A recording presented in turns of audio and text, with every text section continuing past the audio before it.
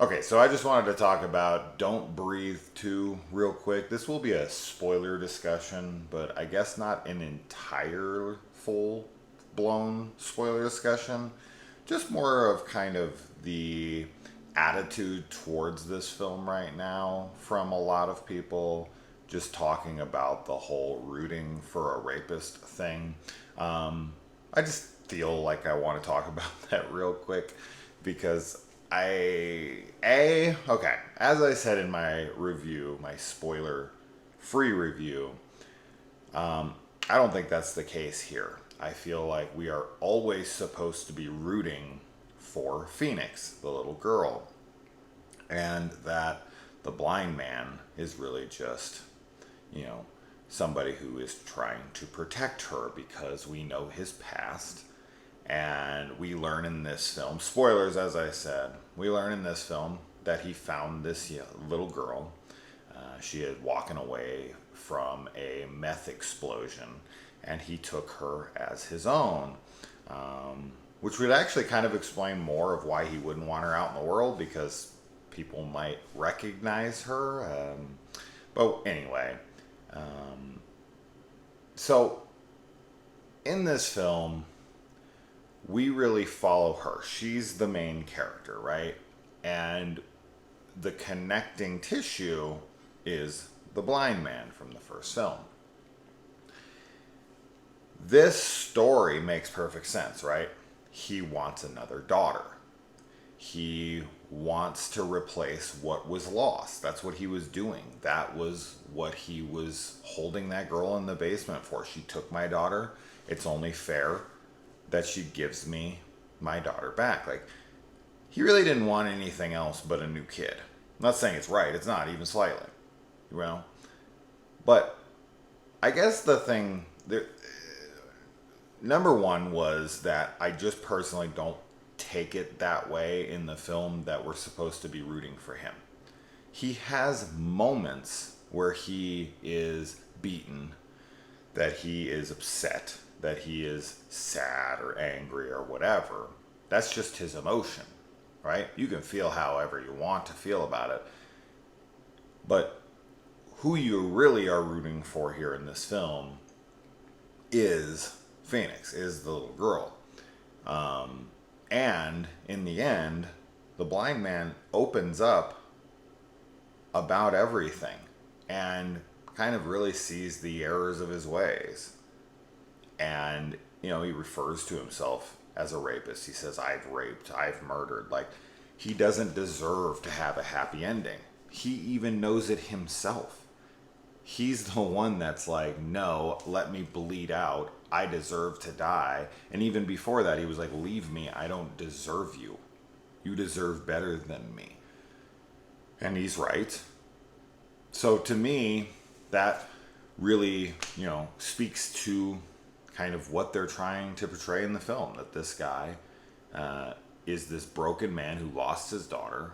He will do anything to replace her.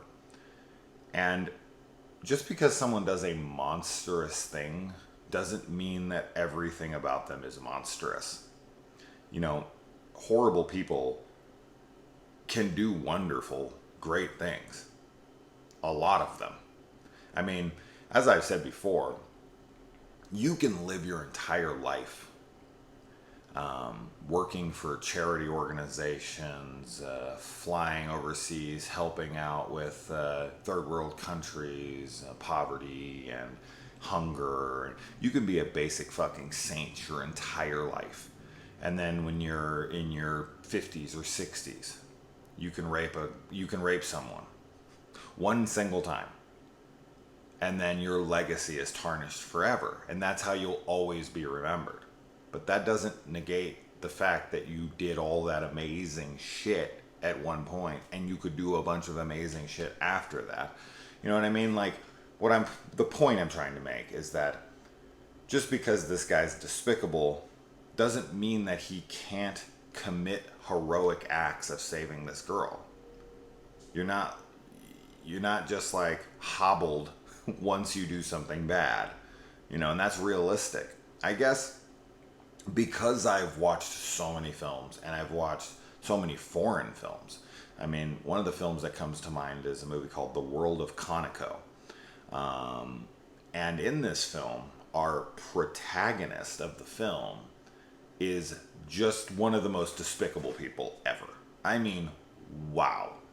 One of the first scenes in the movie is him brutally beating and raping his own wife. Well, I guess ex-wife, or like they're separated or whatever. He like breaks in the house and he beats the shit out of her. He throws her on the ground. He fucks her against her will. And then he just hangs out in the house the next day and is like, wanting her to make him breakfast. And he is, and then he beats up little kids in the movie. I mean, he's an unbelievably awful fucking character. And he's like the person you're supposed to be following through this journey. I mean, this is a lot of films that I've watched in my life. So this is nothing new to me. But because people kind of gave me that warning going in, like, I shouldn't say warning, but I saw that was kind of what was being said. That he was the sympathetic character, that he was the hero of the film. Yeah, I just don't see it that way. He does heroic things, right? Like, if you ignore the first film, like, let's say it never happened, and you watched this film, I guess you would be rooting for him to save her, but mostly because you wanted her to be okay, So anyway, so there's that. I also find it funny and interesting what people are willing to forgive versus what they aren't. And a lot of that has to do with actually seeing something take place up close and personally. Like, Darth Vader can eradicate an entire planet in front of one of its inhabitants. He can blow up, he can be, there in the process of blowing up Alderaan. Literally billions of people, an entire planet, an entire ecosystem inside plant, animals and plants and people and a culture and thousands of years of cultures, and he just eradicates the entire planet, and he's a villain all the way up until like the last few minutes of the movie, and then he throws a guy over a balcony and everyone's like, oh, like, what redemption. I'm so happy he came to the good side. He killed, and then we find out in the prequels that he fucking like cut down little kids. Like, he went into the temple, betrayed these children that trusted him, pulled out his lightsaber. We don't see it take place, and that's just it. That's what I'm saying. You're not on Alderaan. You don't get to know any Alderanians in the process of the film. You don't get to see him commit this atrocious act. It's very far removed, right? But in Don't Blink, I keep calling it that. Don't Breathe. I just watched Don't Blink.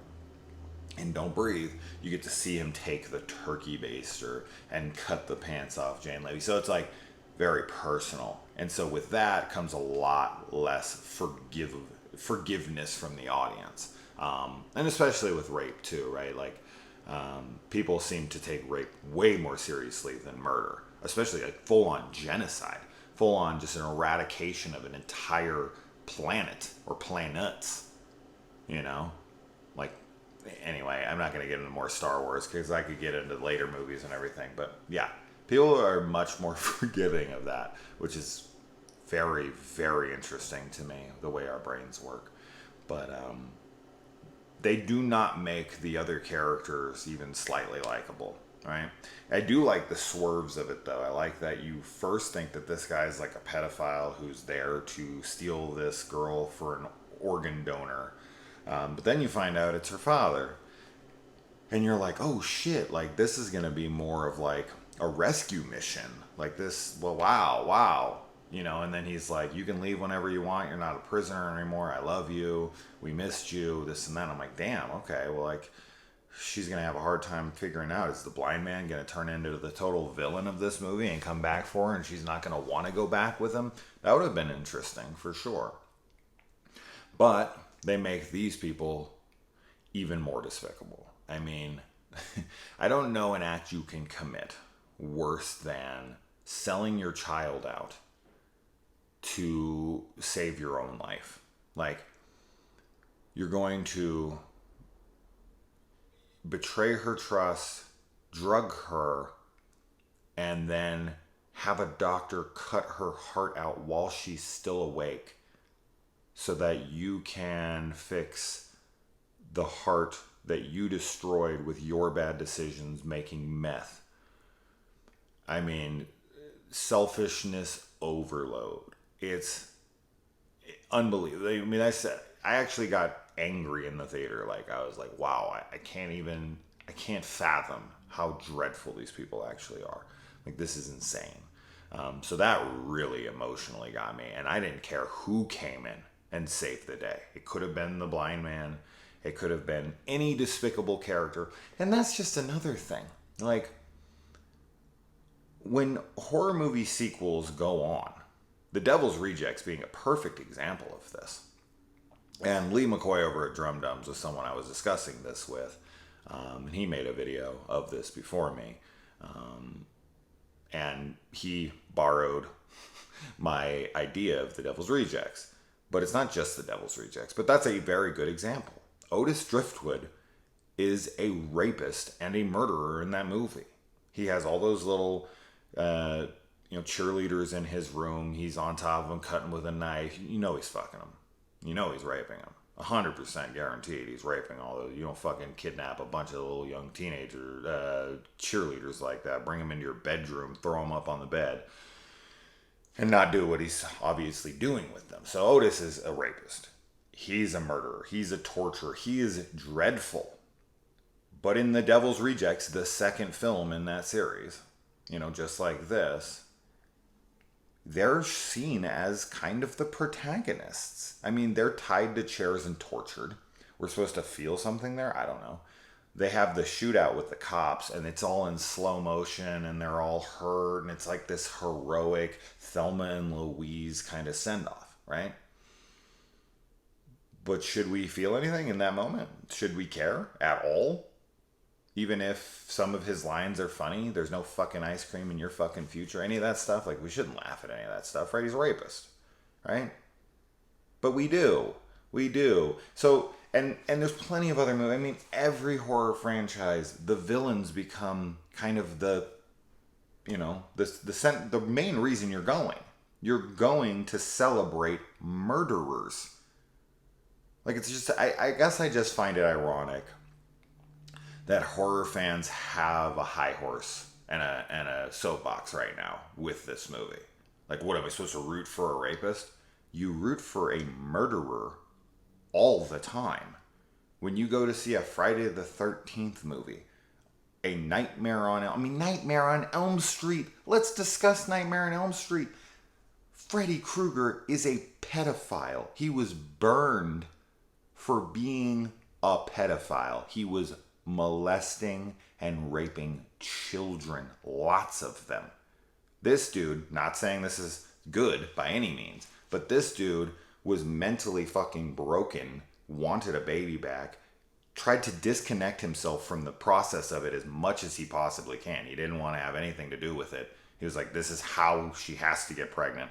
So he did it in a turkey baster. He's like, I don't want anything. He wasn't doing it for sexual pleasure. He wasn't doing it to dominate her. He wanted a baby out of it, right? As I said, I'm not fucking defending the guy. But Freddy Krueger was raping and murdering children, lots of them. And he became like a cartoonish fucking anti-hero in the later films. It's what people were there for, to celebrate him. But we didn't see him raping the kids, right? I guess in the first Nightmare on Elm Street movie, if you saw Freddy Krueger raping children in the opening, I don't think you'd be able to have these later sequels where he was able to be funny and do these cute things where he puts on freaking sunglasses out in the sun and he has these one-liners like, welcome to primetime, bitch. Like, I just don't think those things work. So it's about like removing the audience from the actual act in a personal way. And because we saw the turkey baster scene in Don't Breathe, we're more connected to that, that act than we were in A Nightmare on Elm Street or Devil's Rejects. Although in Devil's Rejects, we do see Otis with the cheerleaders, right? But yeah, I don't know. Like, people go to the theater to watch Michael Myers murder, Jason Voorhees murder, Leatherface murder. We do this all the time. We do this all the time. But this movie takes a villainous character. We follow his story. The next logical step of this is he couldn't get a baby that way. He finds a baby another way. He raises her as his own. Someone takes the kid. He wants to fight for her back. And then he realizes what a monster he is, doesn't want her to be part of his life, and ends up letting himself die so that she can go have a better life. I think this makes perfect sense. I think it's a great continuation. So I don't know. I feel like there's, if you don't like the movie, that's fine. But it's the like holier than thou attitude, I guess, that's annoying to me.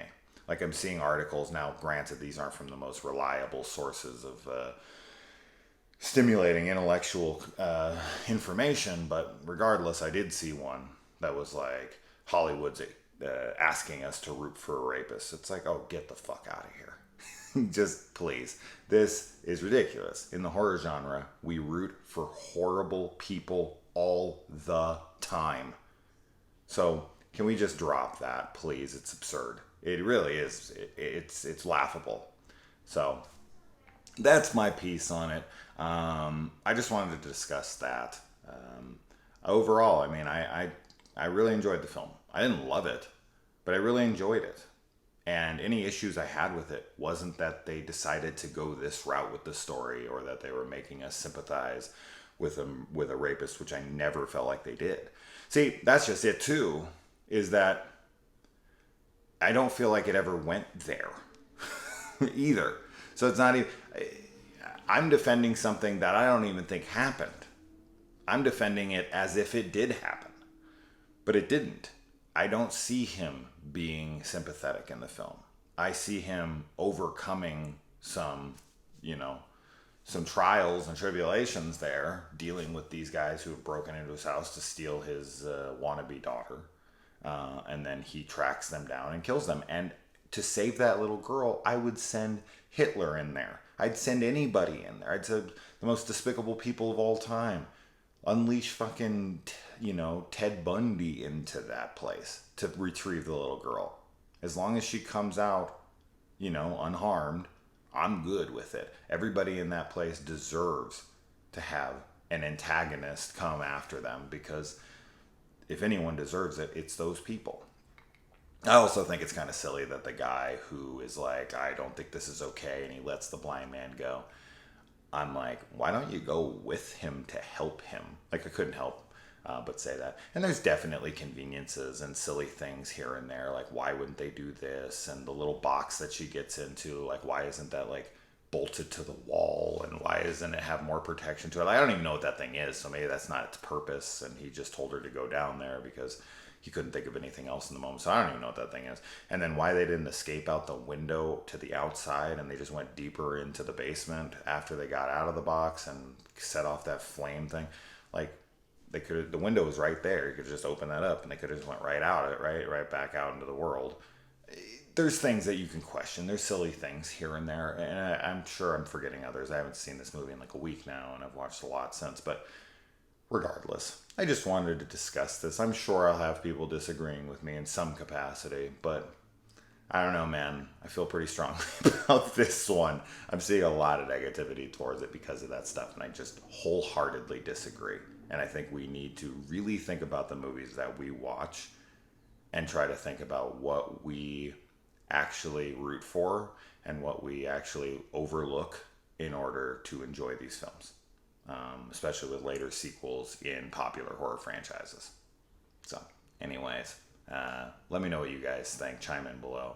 I'm sure I'll hear a mixture of comments, which is fine. This is what it's for. It's a discussion. Let me know. Adios.